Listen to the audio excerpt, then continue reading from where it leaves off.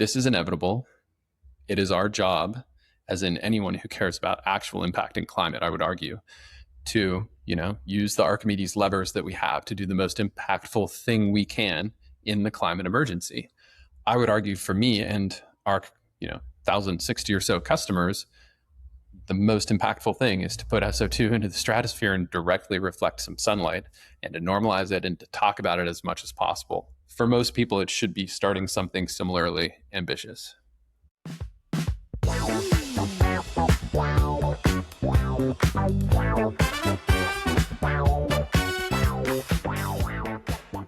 Hello and welcome to the Inevitable and Obvious podcast. And I'm excited to welcome here Luke Iseman from Make Sunsets.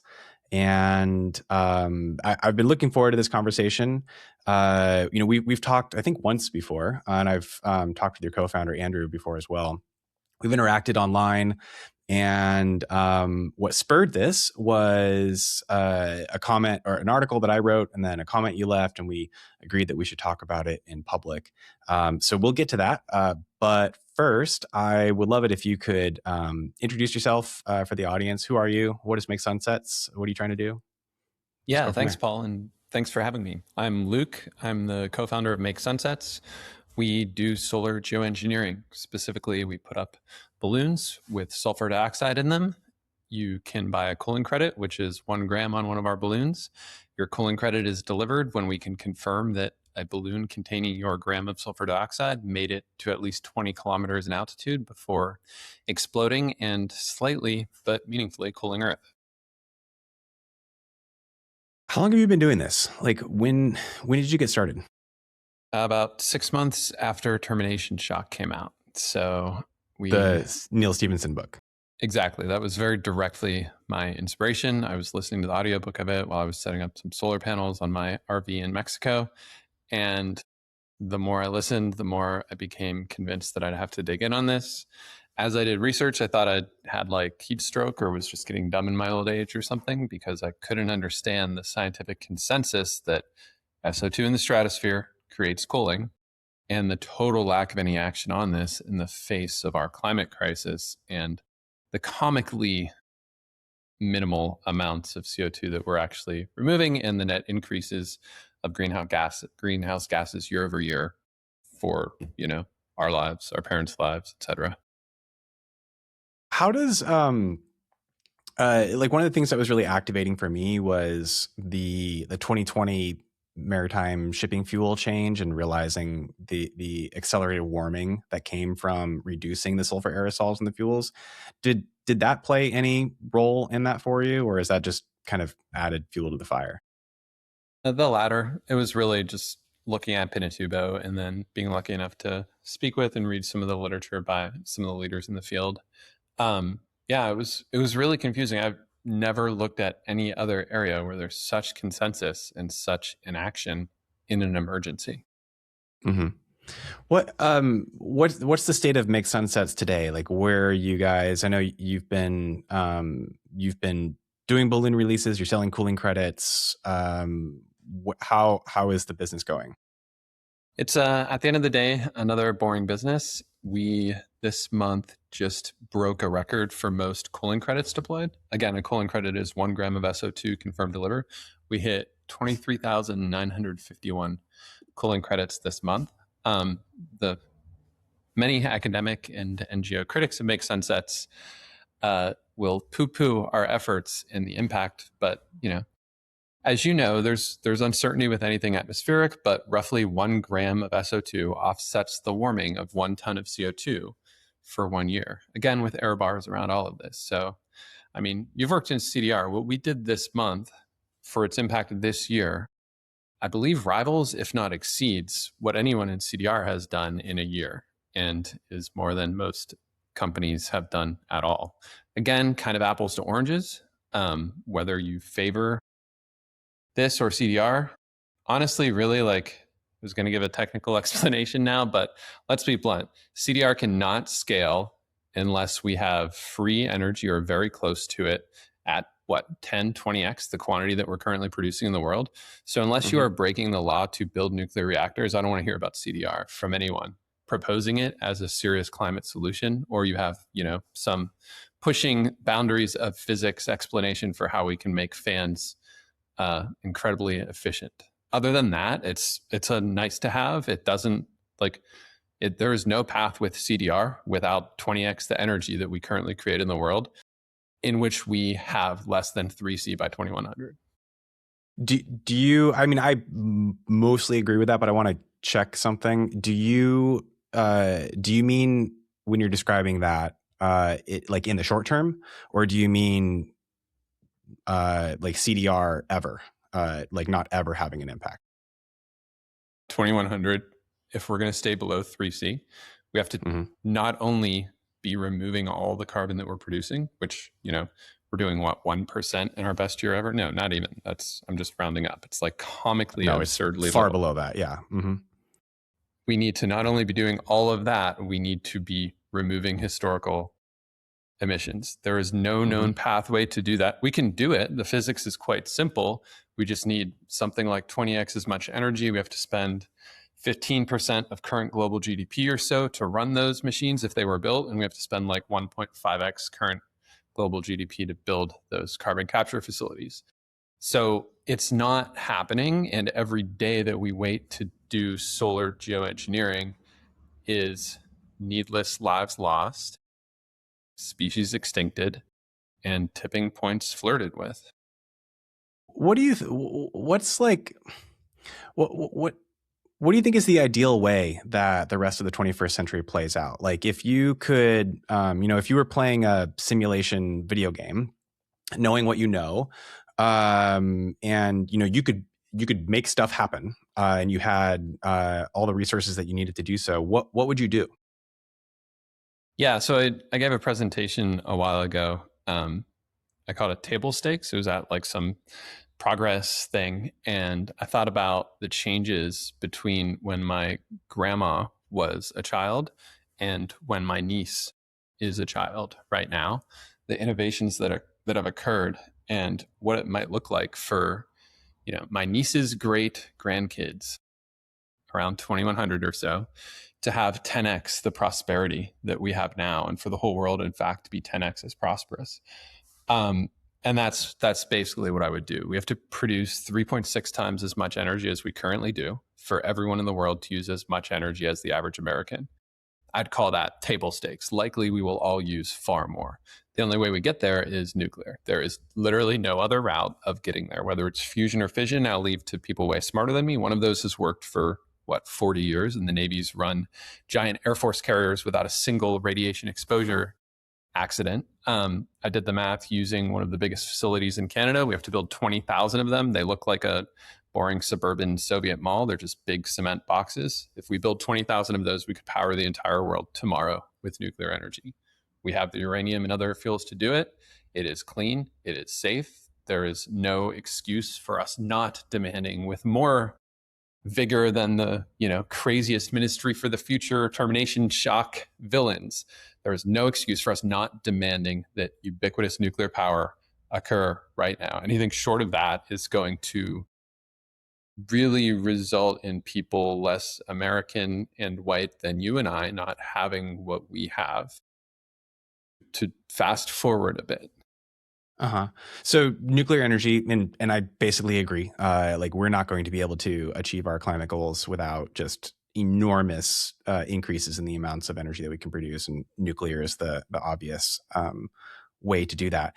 What else? Decarbonization, carbon removal, affecting some amount of SRM. Like I'm thinking, I'm in my mind, I'm picturing blunt. Like the napkin diagram and kind of going from there. What do you? Yeah, be blunt. What is it?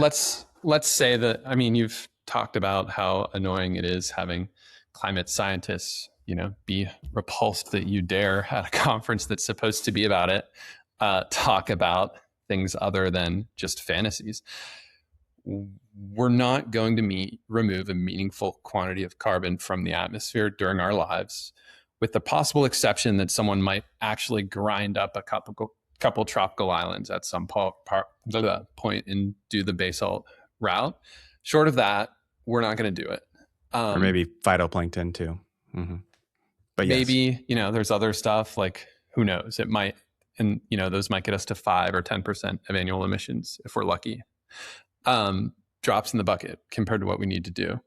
We are not going to decarbonize heavy industry. Of Smill's book on this, digs into the math. It's really depressing. If you look at steel, agriculture, and cement, you will start wanting to correct these prestigious academics and their fantasies of decarbonization. It's not happening. It has failed.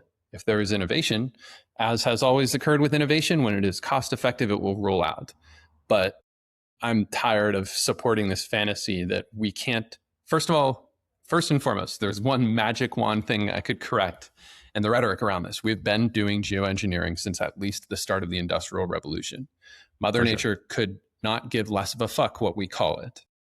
Our carbon emissions or our albedo modifications have a net effect, and that is all that matters. We are in a climate emergency. Any of this polite debate about the philosophy of how we felt when we put it up is, that's I think a big part of why normal people can't take these academics seriously, because it's comical to argue that it's different turning on a truck than putting up a balloon. The net effect is all that matters. Right. Agreed with you there.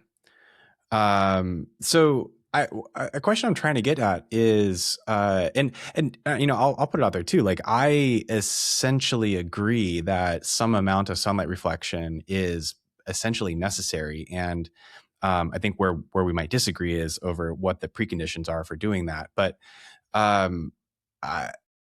in ideal world, I don't want to do this forever, and this will be long after you and I are alive, where this is probably going to need to continue. But what do you think is there a glide path out? How? I appreciate your pragmatism, and I essentially share it. But what do you how do you think about the long term? What is the long term goal? I mean, the glide path out is, I forget who it was, but somebody wrote this alarmist paper. If we start doing solar geoengineering, given how slowly decarbonization is occurring, we're going to have to keep doing solar geoengineering for hundreds of years. And I saw it and I'm like, okay, they're right. So what?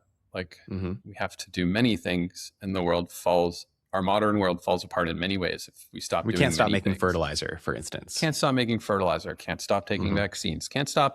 You cannot choose to get off the bus that is technology.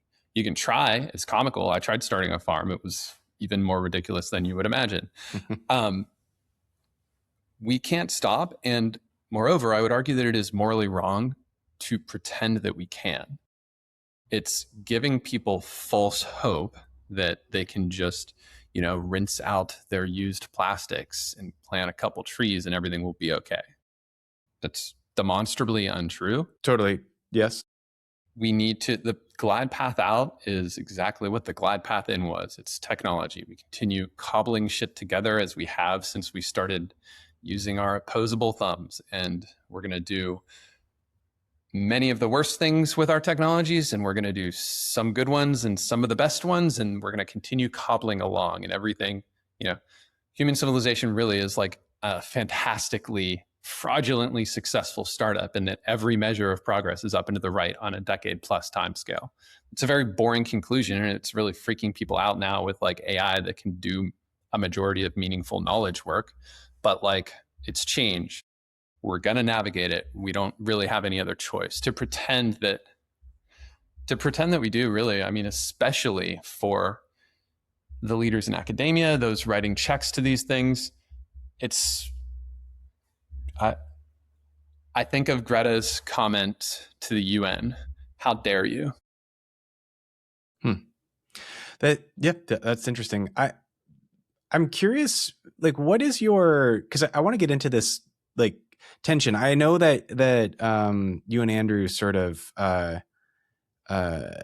take an approach that's more we want to take action now, and there are a lot of people that push back against your approach. What is your theory of change for the world? I mean, you guys have basically been the first group to start with the intention and with the context and framing of cooling, been releasing sulfur dioxide into the stratosphere. So what effect do you want to have? Not, I understand from a cooling perspective, but like socially. Yeah, I mean, my theory of change is that people do things and some things go right, other things go wrong, and that more people should take more agency to do more things. It should specifically be in Startupville with climate things when directionality is well established. I disagree with any commercialization of things like marine cloud brightening, where the best scientists in the world can't give me a confidence interval or dollar range per unit albedo change, or even a comprehensive net global albedo change effect. For me personally, all those actions are going to occur because turns out people like things like Great Barrier Reefs. So as long as there's a local effect, people will do them, and very few people will complain about that. Our mission is to cool Earth as quickly and cost effectively as we can. I think our scale is comical compared to what we need to do. We are a buy now button that people can click. At least one of our customers has, in the tens to hundreds of millions of dollars, has invested and spent a small quantity for him of money with us. And we have it on good source that he has a specific number that when he gets to in savings, he will simply solve this problem himself, at least to the 0.1 to 0.2 C scale. People can believe me or not. I frankly don't really care. If you see Make Sunsets disappear and see me take some tech bro job, it will be because I am personally accumulating that amount of money. And, it's one thing for philosophers to sit around and talk about whether they like what we are doing. I think a more interesting, and well, not really more interesting because it's way simpler question is, are you going to stop me?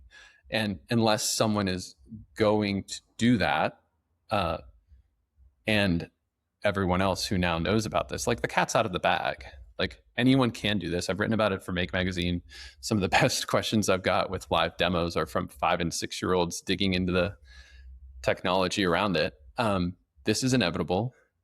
It is our job, as in anyone who cares about actual impact in climate, I would argue, to use the Archimedes levers that we have to do the most impactful thing we can in the climate emergency. I would argue for me and our 1,060 or so customers, the most impactful thing is to put SO2 into the stratosphere and directly reflect some sunlight, and to normalize it and to talk about it as much as possible. For most people, it should be starting something similarly ambitious. I have 2 follow-ups on that. The first is, you said something about stopping you. What's your, if some government or entity or something like that were to stop you, what's your like steelman case? How would that most likely happen, do you think? One of the leaders academically in the field explains that 747s output substantial amounts of SO2, as we saw with the comical weird Chinese balloon scandal, with balloons quite a bit more visible on radar than even large versions of ours will be. It's really hard to track tiny little wispy things going up. That was a persistent flight. We go up and we explode, and we'll do the same thing when we're using 1-ton payloads rather than 1.5 kilo like now. I really, for me, the only valid reason for this company to fail is lack of sales. Our margins at $1 per cooling credit, our margins are like 80 to 90%. Our costs will drop by over 90% as we scale up to larger balloons, industrial suppliers of hydrogen and SO2. The ocean is a very large place. Scientists tell us we need between 6 and 12 sites worldwide, some of them north, some of them south of the equator, at or below roughly 35 degrees, to ensure that we don't break global weather systems more than climate change already has. So that's a comically small number of boats one would need at the most extreme version of this. And are you suggesting oceans because then you're in international waters and you're not necessarily dealing with like a specific government territory, like jurisdiction over like just prohibiting you from operating the business? Exactly. Okay. I mean, it's extreme, but it's like, this technology is balloons are really simple. Yeah. The other follow-up question I had is, A lot of the people working in climate interventions, and I think you and I are motivated similarly. Like there are real risks that we're facing with increased amounts of greenhouse gases, and it's not just relatively linear warming. It's like tipping point risks and other things that could impact society, derailment risk, and so on. A lot of the what I think you would probably call hesitancy around like getting to the point of implementing stratospheric aerosol injection comes from concern within the research community about the potential risks. How do you the risks of by that I mean the risks of deployment? And so like the commonly discussed one is as what you're just saying, like impacting weather systems. Like there are multiple different, very regular periodic monsoons that have to happen in different parts of the world that agriculture that feeds millions, if not billions of people is dependent on. That could be impacted in some negative way. And I think that there's also really interesting stuff around like geopolitical risk. And one of the interesting factors here is that a lot of the modeling that's been done on SAI is assuming a very like happy path scenario of there's a very rational, universal homogeneous deployment around the world. And that's not necessarily the most likely case. And I was listening to a webinar with a researcher the other day who was saying that she'd interviewed people in the Pentagon about their approach. How do they, from a defense and security standpoint, how do they think about like an SAI deployment? And he said, some high-ranking officer said, well, if China does it, then we have to do it too. And you could actually have a situation where you have like multiple different countries trying to deploy simultaneously, and then we are so far gone from the rational path. And I think if I've kind of understood correctly from talking to people who in the field who disagree with what Make Sunsets is doing, they're concerned that you guys are potentially risking something like that. So what do you think about that? Do you think that is a legitimate risk? How do you respond to that? How do you mitigate that? What's your approach? Yeah, people have spent 20 years trying to find some huge downside to deploying with sulfur dioxide up to 0.5 C. No one has done it. There was just a conference last year at UChicago where one of the leaders in the field was like, okay, we've spent 20 years trying to figure out some giant risk we haven't thought of. Does anybody have anything? And there's not. I mean, Reflective has, and others have SAI models where you can just plug in your variables and they'll even show you the confidence intervals on cooling over time.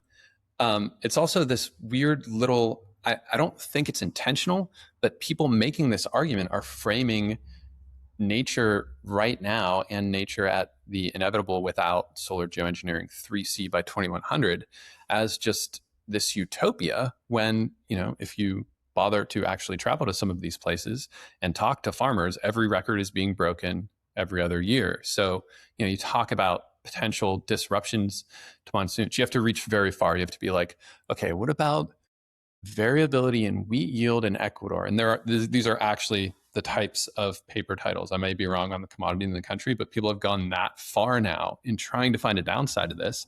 I'll tell you what affects variability on wheat yield in Ecuador: our broken climate system from our CO2 emissions. So it's really just like an absurd argument to say that by fixing the problem, we might break something. Like it's like on its face absurd. Then people scientists in physical fields blathering about their confident prediction of political risk should confront the reality that we live in, whether that is Trump or,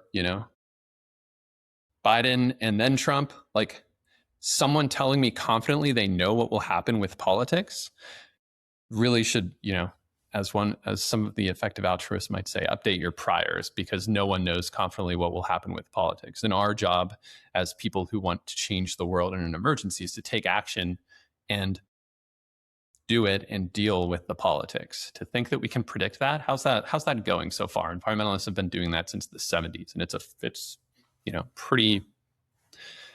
Other than, I think if you're bringing up like the EA kind of approach, they would they would think more about this in terms of like ranges of probabilities of things. And so if we're looking at risks, I mean, I don't necessarily think it's fair to just discount like the very real risks that might happen. And you are absolutely correct that we cannot know what might happen, but like it we don't want to end up in situations that we might have potentially avoided if we had had more discernment or spent more time trying to build more coalitions or something like that. Like there are real trade-offs to balance and consider, and it's hard to measure them, but people are working on that. Yeah, people have jobs structurally to continue working on that forever. Like Alliance for Just Deliberation on Solar Geoengineering. It took me a while, but I'm just smart enough to have realized, wait a minute, it's right in their title that we can't ever make a decision on a global decision, even if that was, politically realistic. It's right in their title in their charter. And frankly, I think it would be a violation of their 501c3 documents to advocate for reaching a decision. Their title is to deliberate. Like it's right there in the title. And that's the most blatant. Early in my research on this, I asked a friend who does a startup, used to be at NASA, why scientists were calling for more research on this. I was an ex-scientist himself. He was like, well, they're scientists. They're going to call for more research. To claim that we don't know what will happen if we deploy the same chemical that Mount Pinatubo did in the same quantity to the same altitude is demonstrably untrue. But that's not the only that's not the only thing that people are pushing back on. Like I sort of think they're of grasping at things like wheat yields in Ecuador. That is the state of the debate. And frankly, some of the best modelers in the field came at this. I mean, Caldera, for example, entered this field because he thought it was ridiculous, was fresh off anti-nuclear activism, and to his credit, is intellectually honest enough that he, went with the data and reluctantly admitted that this is actually something where the most conservative estimates, like the David Keiths of the world, the most conservative estimates are 500 to 200 to 1. People grasp at things like, well, maybe there'll be a couple more cases of skin cancer globally if we drop global temperatures by, 0.5 C. It really gets really absurd. Sure. But there's also on the about more risks, it's about more than just the physics though, right? Yeah. So like not really. I mean, Mother Nature is pretty fucked with the physics of it if we don't do this. Yeah, but I just don't think it's so easy to dismiss. I mean, you're talking about weaponization of this gets brought up. I actually have heard some really good counter arguments to certain aspects of that recently. But I mean, you're talking about making a change at a global level in a way that impacts everyone on Earth and has the same level of scale of impact as like nuclear weapons do. And we don't just willy-nilly let anyone develop nuclear weapons. That cat's out of the bag, but it's not something that we want a lot of people to have. This is really important. This is why the framing is so broken, and I disagree so vehemently with people sitting in ivory towers framing it exactly like you did. We are moving climate back to where it was at best, during our parents' lifetimes. That's actually also not correct. Like you can't just go back because we would still be emitting increasing amounts of greenhouse gases in the atmosphere. You're talking about a novel third form of climate. So we had pre-industrial level, we have whatever the hell we're doing right now, and then there's something else different. And we don't 100% know everything. And again, I essentially agree with you on what the desired goal is. And I do think that it is necessary to cool the planet. But I worry that I don't hear from you I don't know, like an epistemic humility around like there are potentially large risks that we do need to navigate and potentially allow for and try to mitigate in various ways. That is a convenient excuse for inaction. People should do their homework and understand and read even a small percentage of the literature, and they'll reach the same conclusion that either they'll get confused by politics, like many of the brilliant physical science PhDs blathering about politics have, or they'll reach the conclusion that our customers have, that it's absolutely absurd that this is not something that people are doing. This really, What do you? many other things looked absurd when they first came out, and people spent large quantities of time trying to delegitimize them because they were different. We have no choice, to get back to your previous point, we have no choice but to navigate a climate that humanity has never navigated. One of them can be at a sane temperature, and one of them can be at an insane temperature. And one of those will directly, provably kill millions of people and hundreds of thousands minimum Sure. of species extinct. So How do you navigate that, though? I mean, I agree with you. We have to figure out how to navigate that, but like, how do you do that? You do it in whatever but how? way you What can. are the processes? What are the mechanisms? What are the like institutional bodies that hold discussions? How do we make decisions about that? I mean, that is what people talk about when they're developing governance. I'm saying you do it. People are developing governance, to quote one of my friends, people are obsessed with developing governance for something for which there's no demand. But when you say just do it, there's demand. That's not how anything works in real life. You should have a moral obligation to leave the world a better place and a cooler place than it was but for you. You can directly, you don't need me to do that. You can directly do that. There is no other, can you name a single other technology that you, for less than $50,000 over your lifetime and less than 10,000 hours of planting trees, for example, that you could do that with to leave the world a cooler place than it was when you got here? No.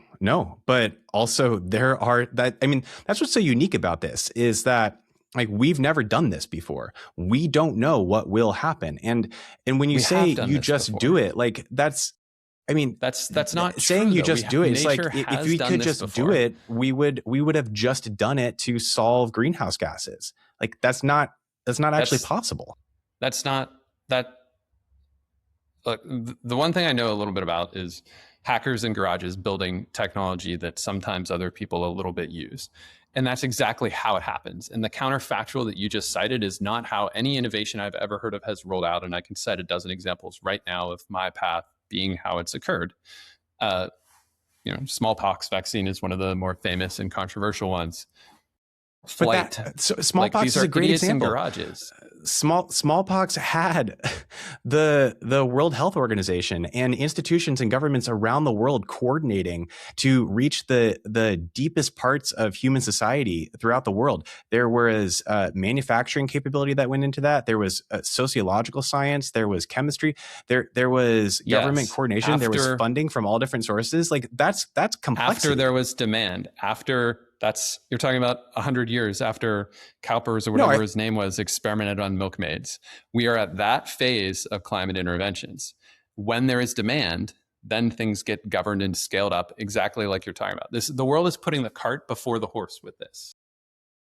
We'll set that aside. My reading of the smallpox history is a little bit different, but so I guess let's go in a slightly different direction. What do you think of Stardust? What do you make of their approach? Do you see that? I mean, do you see that from a competitive business lens? Do you think it's a generally good thing for this overarching goal you have? Like, what's your take?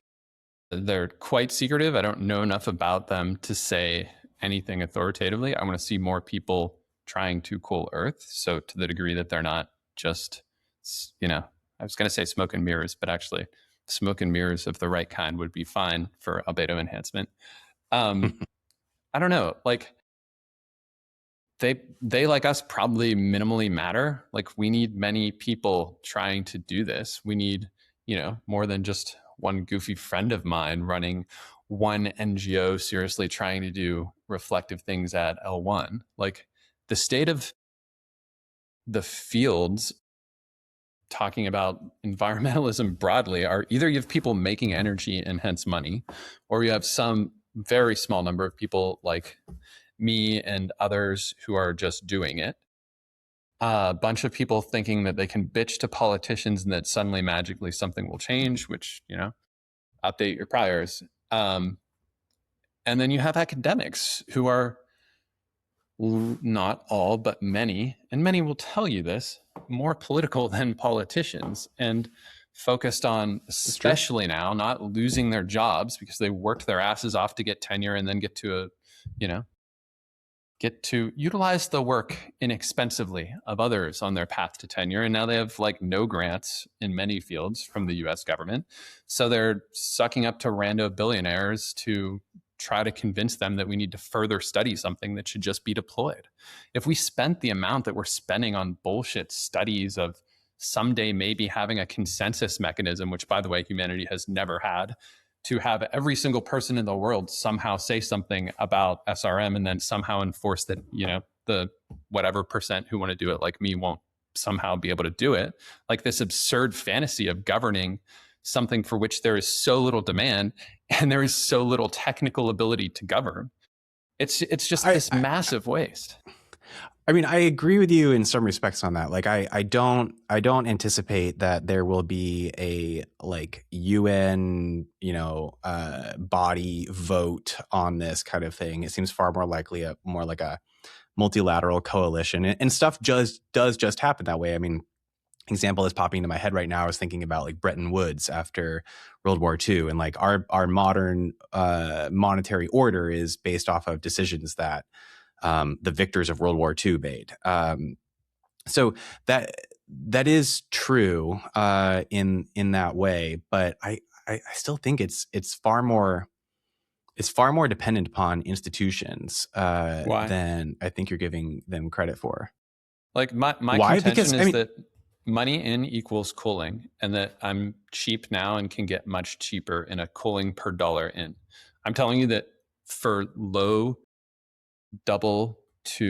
high single to low double digit billions of dollars per year, I can drop global temperatures by at least 0.1 C.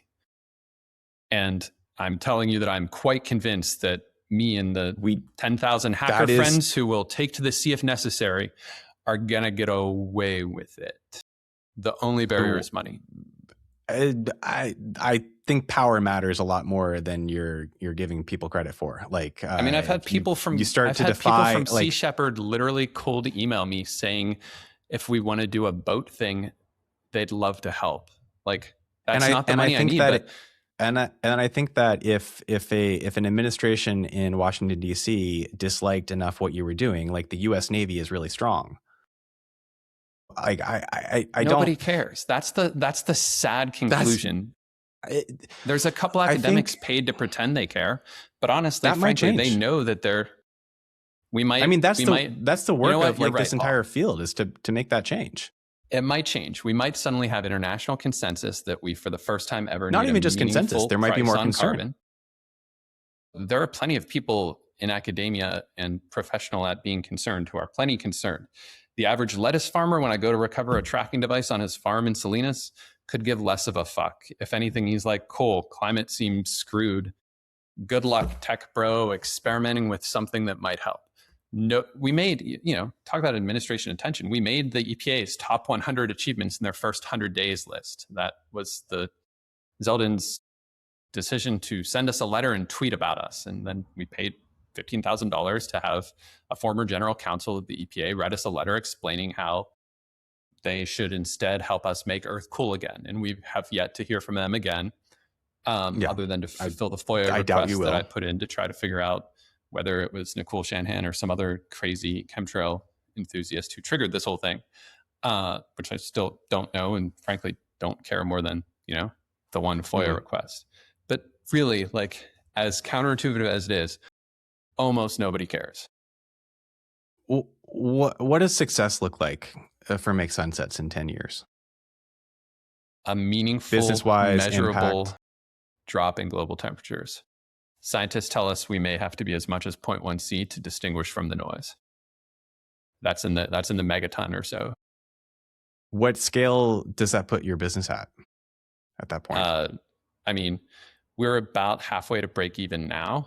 And, we just had our record month with in the high 20s of kilograms. So if we get one large contract from, we're almost entirely individuals, a couple small companies, but almost all of our companies are just individuals who, work somewhere in a quantitative field.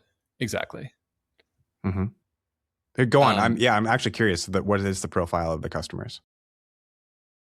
Usually later in their career had some exit or something, thinking about their legacy, looking quantitatively at what they might do for climate, writing off promises to someday maybe plant trees as on average fraudulent and at best far inadequate compared to the size of the challenge. And they decide they want to do something. They want to send a message. They want to feel like they're offsetting some or all of their temperature impact. And yeah, they don't mind the controversy, obviously.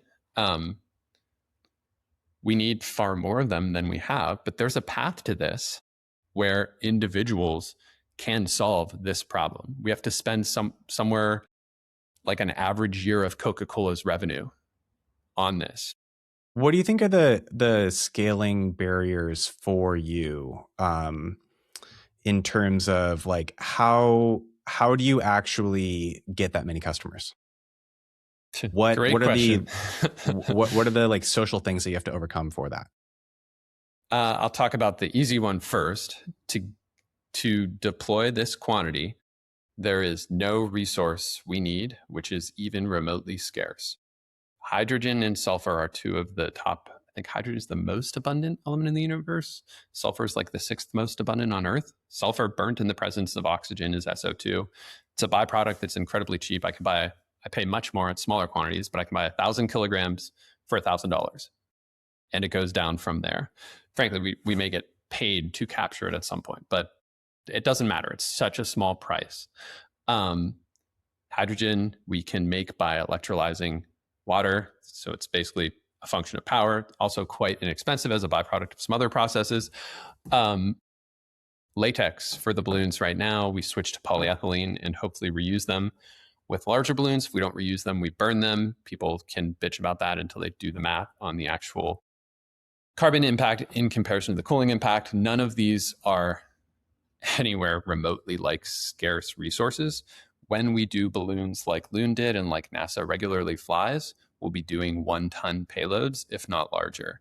We have spools, several miles of the same plastic that Project Loon used. We have access to one of their old CNC balloon making machines. The barrier is just demand. How we solve that, I don't know. One of our customers might help us do a field campaign on the streets of, we're narrowing it down between Rome, Paris, and Berlin this summer to Greenpeace style, try to explain to people as, temperatures. Why those cities? Temperature records will be broken there. There's large English-speaking tourist populations. They're incredibly large. And friend had some experience with a different NGO there doing similar campaigns. Also, as you know, El Nino is starting again. So this should be a particularly horrible summer. We joke, not joke, that Mother Nature is doing a better sales pitch for us than we could ever possibly do ourselves. But yeah, really, I have no idea. And, like any other startup, will probably fail before we get to real scale. Okay, so you're talking about like 0.1 degrees, and that's what's the tonnage? What's the amount of mass that you would want to get to that point? You're in like the megaton territory. Right. I don't have it in front of me, but one of the comparisons that's particularly interesting is if we were to take the sulfur that is not being emitted because we made boats have cleaner fuel, like 2022 or something, the IMO changed the regulations.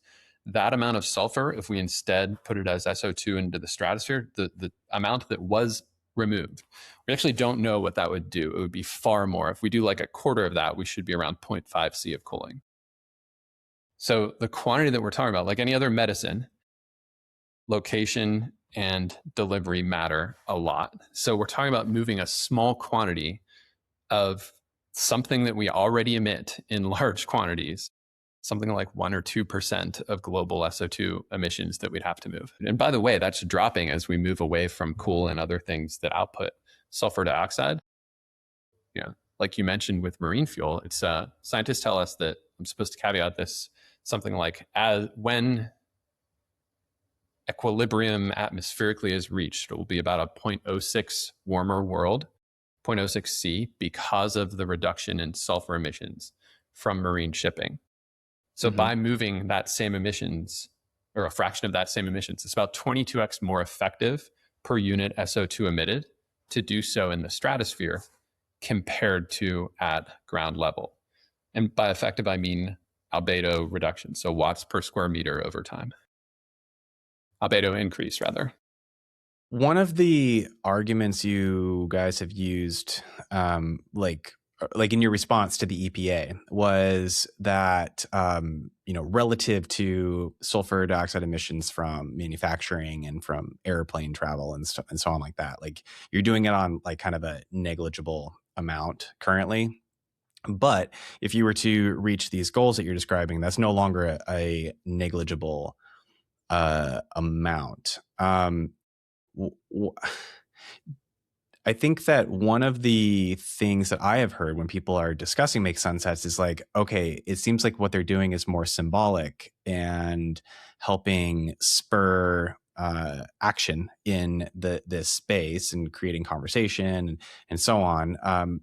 How do you balance that? I mean, obviously you have a business and you want your business to succeed, but like between if you're like going between like the symbolism of this and trying to be a catalyst in the space versus like you actually want Make Sunsets to be the company that is delivering this amount of SO2 to the stratosphere, like where do you fall on that? I mean, I think that a useful filter for whether we're doing things we should be doing as innovators in a climate emergency is whether we can serve both those goals. So for example, we filed for and received one patent. Within days after it being finalized, I explained, hey, we got a patent, and anyone doing less than, I think I said a ton per year, maybe 10 tons, I don't know. Anyone doing a small quantity can use it for free. Anyone doing a large quantity, this is definitely a mad scientist element of this. I'm going to require very rigorous reporting for large quantities of emissions of this that rely on our patent, which I hope many of them will. And then I can become the source of truth globally for exactly what levels of stratospheric SO2 large emissions are occurring. So again, very much Bond villain level plot, but being the source of truth for that, I think there should be a source of truth. Some of the scenarios you mentioned might result in that being unknown. If there are relatively dispersed emissions and you don't know who's doing which ones where, you might not have a way to globally coordinate this, which, it's funny, as I try to get worked up about this, I think about our CO2 emissions. That's exactly a description of how CO2 emissions are occurring, and we have no way to regulate it. So saying we might have unregulated the thing that drops temperature when we already have unregulated the thing that increases temperature, like that's the closest I can get to painting a scary picture of this. And frankly, that sounds like a world that is not surpassing tipping points like we currently are. Mm-hmm. Mm-hmm. Why don't we shift to talking about the thing that we were supposed to talk about for this, which is I wrote this article. It was called Why Countries Aren't Ready for Climate Interventions Yet. And in the article, I was trying to make the point that there are people within this ecosystem who, like you, want to take action now, and what has seen success in terms of getting governments to actually engage with the risks of tipping points and with thinking about something like SRM has been a very risk-first approach. And so we've seen the government of Iceland declare that AMOC collapse is an existential risk to their security as a country. The Nordic Council of Ministers just came out with a report a couple of weeks ago delving more into this. And that's a body that helps the 6 Nordic countries coordinate and consider how they might work together on different policies. There was the UK National Emergency Briefing, which happened late last year, which got a lot of attention, and they're continuing to try to work on that. You had two issues with the article. One was that I had mentioned that when were your first deployments in Mexico? Is that what that whole kerfuffle was about? Was that the very beginning of what you were doing? Yeah. So you did your first balloon launches in Mexico, and then the government of Mexico responded to that saying like, hey, we're going to ban geoengineering. A policy plan was written up and essentially just ignored and not actually put into implementation. And so I think you're correct in that there are a lot of your comment was that Mexico has not actually banned geoengineering, and you're correct in that. There has been a lot of, I think, confusion in the media landscape around what actually happened there. And then the second point was you had asserted that you thought that I was using carbon removal as an industry as a success story and a model to emulate. And I pushed back on that because I didn't think that that was what I was trying to convey there. But tell me more about what you were trying to get across. Yeah, I mean, I appreciate attention here. One thing I will say pretty confidently is that the more people pay attention to, both quantity of people and depth of attention to solar geoengineering, the more likely they are to view it favorably, in my experience. And I think it's important work that you and anyone else entering this field with experience in adjacent ones is doing. What I should have pushed back on harder earlier, and am finally doing a better job of monitoring and sending nasty grams to, is when people get the facts wrong. The Mexico thing, people can cite as really, I mean, I would argue that's the closest someone can come to a material negative consequence of what we are doing. I don't particularly care what people say about me or Make Sunsets. What I do care about is kids getting scared out of starting ambitious companies to address climate and other emergencies from getting facts wrong. So that's the tone there. I'm trying to be harsher and quicker with it. Yeah, had some interesting nasty grams to some other people that resulted in corrections as well. So thanks for correcting that. And yeah, I think it's very easy for people to take their training and their experience because they worked very hard on something and had some success on something important, like you did, and apply that to a different situation. And that can be useful, but it can also be overly prescriptive. And I think there's also a not so subtle grasping at straws for good news in climate overall. People want to believe that things like a Nordic minister meeting mentioning something means we're on some type of positive tipping point when, dude, come on. Like, if those are the closest to good news on government action we have, maybe we should not rely on governments to solve this because, like, we don't have time, one, and two, that's a drop in the bucket compared to, what we actually need. Yeah, I think that it's really easy for people to be like, oh, I want to work on climate. So let me do something that is pleasant and not controversial. Oh, let's have discussions about someday maybe doing something. And there's so many smart people spending so much money on that when what we need is action. We need people to start energy companies. We need people to start solar geoengineering companies.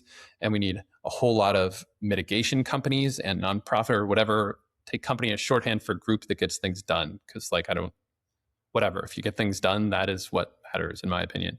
What we need much less of is talking circles where people pretend that we're on the verge of physically impossible decarbonization. And they fly around the world to talk about how suddenly, someday, maybe we'll stop runaway global temperature increases, but aren't willing to take action. It's hypocritical.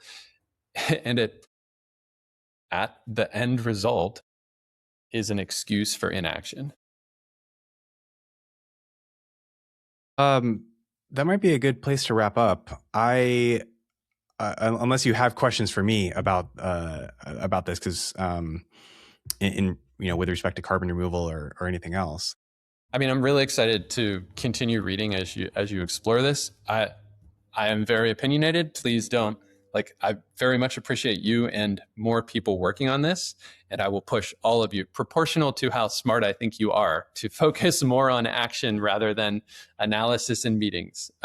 We need bold action here. Clearly, we don't have it all figured out, and clearly there's a lot, we can learn from other efforts like yours. Cool. Well, I appreciate you saying that. What's next for Make Sunsets? Do you guys need to raise money? What are you doing in the next 6, 12, 18 months? We need customers. We have some press coming up, as we always do. Who knows? Maybe one of them will move the needle. I've never been able to predict what actually matters in the past. Only thing that has worked consistently is extremely niche, like data science substackers with tens of thousands of followers have done one post from our friend Tomas Puello, guy I'd never heard of when he wrote this, did more for sales than New York Times plus NPR plus CBS combined, by far. It's not even a comparison. Yeah. So talk about it, bitch about us to friends who might feel slightly differently. And, really a big part of this for me personally, like, as you can probably tell, this is not the best way possible for me to make money.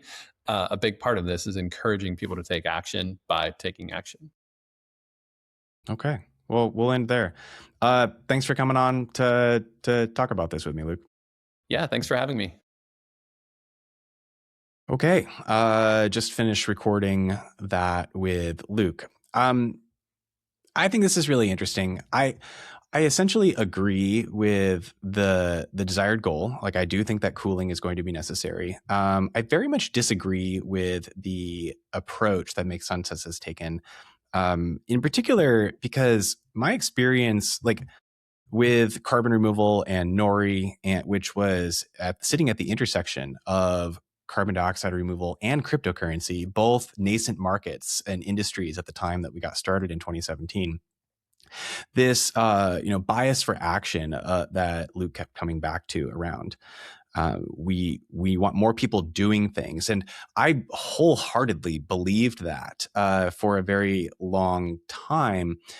I've since my experience and some of the lessons that I've learned from operating Nori and working in these very nascent fields is I have a lot more respect now for the institutions that govern things, that can help make decisions, the social license and legitimacy that comes from working through much more traditional systems. And I mean, I want to live in a world where our institutions are actually respectable and do have the trust of people. And so I think that there's a lot more importance that needs to be placed on working within institutions to help make these decisions, much more so than I think Luke would argue for. But that was an interesting conversation. I wanted to pull out some of those questions are things that I've been sort of wondering how they think about it for a long time. So I hope that was useful to you. And if you are you got this share with you, please subscribe. You can find me at inevitableandobvious.com or subscribe on whatever platform you are watching or listening to on, and I will see you on the next episode.